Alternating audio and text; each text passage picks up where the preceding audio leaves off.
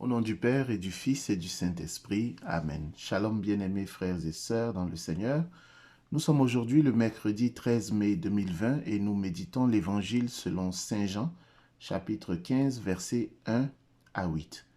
Je suis Edgar Assois. Par mon baptême, je suis envoyé annoncer la bonne nouvelle du salut en Jésus-Christ, qui s'est livré à la croix pour nous afin de nous arracher à ce monde du mal, conformément à la volonté de Dieu qui est notre Père. À vous, grâce et paix de la part de Dieu notre Père et du Seigneur Jésus-Christ. La métaphore de la vigne dont l'évangile de ce jour parle souligne l'union de Jésus avec les disciples et leur absolue dépendance. Leur absolue dépendance à lui pour la vie et pour la croissance. Dans le Nouveau Testament commenté de Camille Faucon et Daniel Marguerat, il est écrit que le fameux passage sur la vigne et les sarments reprend une image fréquemment utilisée dans l'Ancien Testament pour parler du peuple de Dieu, mais en la transformant radicalement. La vigne ne désigne plus le peuple de Dieu, mais Jésus lui-même. Le passage montre comment il est possible d'être le disciple de Jésus, mais aussi il donne un contenu à la vie du disciple. C'est donc de la condition du croyant, après Pâques, qu'il en va ici. La relation entre Jésus et le croyant est décrite à la fois comme un don et une mise en responsabilité. Un don parce que porter du fruit est entièrement fondé dans le demeurer en Christ. Mais c'est également une mise en responsabilité parce que ce demeurer en Christ doit se concrétiser dans le fait de porter du fruit. À cet instant précis de ta vie, te considères-tu dépendant de Jésus, comme les sarments sont dépendants de la vigne? Tout l'apport nutritif nécessaire aux sarments pour grandir, pour se développer normalement, provient de la vigne. Ainsi doit-il en être de ta relation avec Jésus. C'est un leurre, bien-aimés frères et sœurs dans le Seigneur, c'est une erreur, une illusion de penser que tu n'as pas besoin de Jésus dans ta vie. Car en dehors de lui, tu ne peux rien faire, te dit-il encore ce matin. En dehors de moi, vous ne pouvez rien. C'est son souffle de vie en toi qui te permet d'avaler même ta salive. J'ai travaillé avec des personnes qui n'avaient même pas la capacité, qui avaient perdu la faculté de pouvoir avaler la nourriture.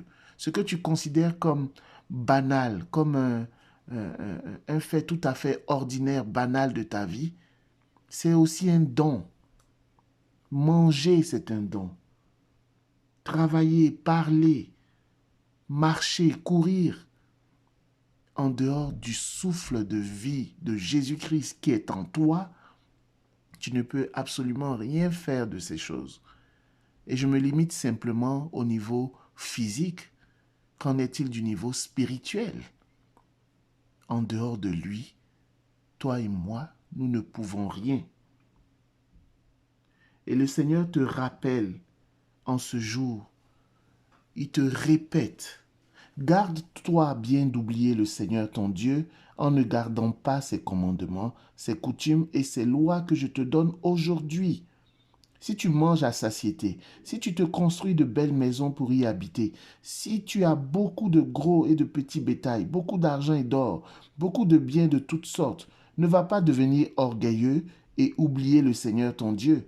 C'est lui qui t'a fait sortir du pays d'Égypte, de la maison de servitude. C'est lui qui t'a fait marcher dans ce désert grand et terrible, peuplé de serpents brûlants et de scorpions, terre de soif où l'on ne trouve pas d'eau. C'est lui qui pour toi a fait jaillir l'eau du rocher de granit. C'est lui qui, dans le désert, t'a donné à manger la manne que tes pères ne connaissaient pas, afin de te mettre dans la pauvreté et de t'éprouver pour rendre heureux ton avenir. Ne va pas dire, n'oublie pas.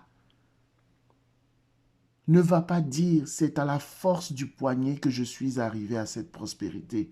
Mais souviens-toi que c'est le Seigneur, ton Dieu, qui t'aura donné la force d'arriver à la prospérité. pour confirmer son alliance jurée à tes pères, comme il le fait aujourd'hui. Même ton intelligence, c'est pas par ton intelligence que tu réussis ce que tu réussis, tes examens, ton travail, à être un bon employé, un bon entrepreneur. C'est l'Éternel ton Dieu. Et il te le répète, garde-toi bien d'oublier le Seigneur ton Dieu. Ne va pas te dire c'est à la force du poignet. C'est à moi seul que revient le crédit de tout ce que j'ai réussi à faire. Non, c'est le Seigneur qui te donne la capacité. C'est le Seigneur qui te rend capable d'accomplir tout ce que tu accomplis aujourd'hui. C'est pourquoi Jésus nous dit, en dehors de lui, nous ne pouvons rien. En dehors de moi, vous ne pouvez rien.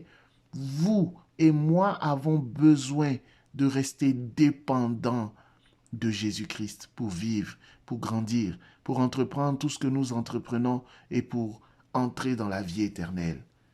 Amen. Que la paix du Seigneur soit avec vous au nom du Père et du Fils et du Saint-Esprit. Amen.